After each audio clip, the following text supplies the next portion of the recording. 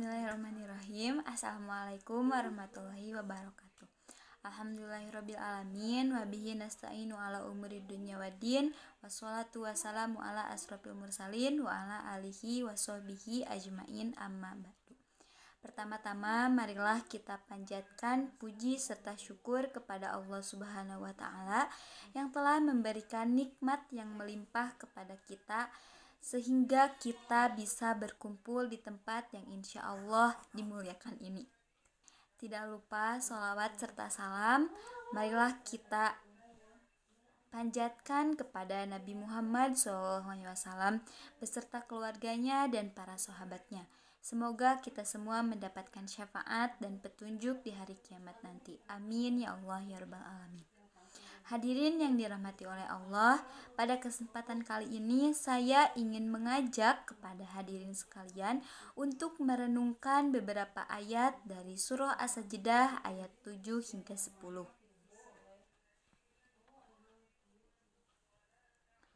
Hadirin yang dirahmati oleh Allah, surah As-Sajdah ayat 7 sampai 10 memberikan pandangan yang mendalam tentang sifat-sifat orang yang bertakwa, yaitu mereka yang takut kepada Allah dalam segala keadaan, dalam berbuat baik dan bertaubat ketika melakukan kesalahan.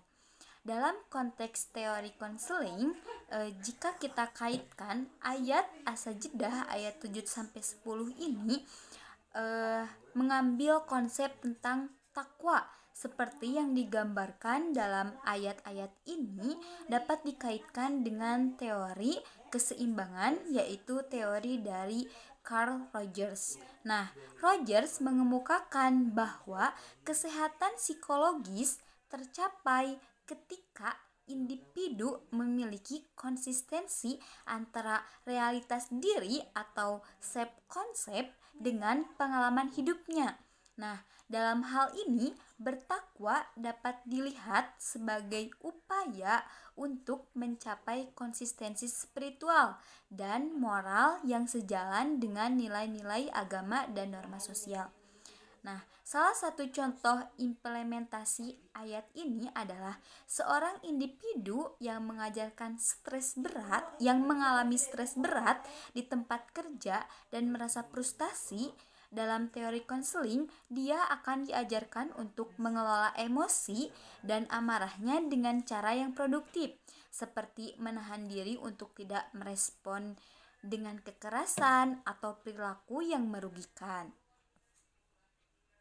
Nah, sebagai seseorang yang bertakwa, dia juga akan menemukan ketenangan dan kekuatan dalam doa dan pengharapan kepada Allah dalam menghadapi cobaan tersebut. Selain itu, ayat ini mengajarkan pentingnya memaafkan kesalahan orang lain dan meminta maaf ketika melakukan kesalahan. Nah, konsep ini merupakan prinsip dasar dalam pendekatan konseling yang berbasis nilai-nilai agama. Dengan demikian, surah As-Sajdah ayat 7-10 tidak hanya memberikan pedoman spiritual dalam menjalani kehidupan, tetapi juga dapat diaplikasikan dalam konteks konseling untuk membantu individu mencapai keseimbangan psikologisnya. Tidak hanya mencapai keseimbangan psikologis, tetapi dapat mencapai keseimbangan spiritual yang sehat. Nah, dapat kita ambil bahwa ayat dari surah As-Sajdah ini sangat membantu seseorang untuk mengembalikan keseimbangan psikologisnya. Semoga kita dapat mengambil manfaat yang besar dari ayat-ayat ini dalam kehidupan sehari-hari. Wassalamualaikum warahmatullahi wabarakatuh.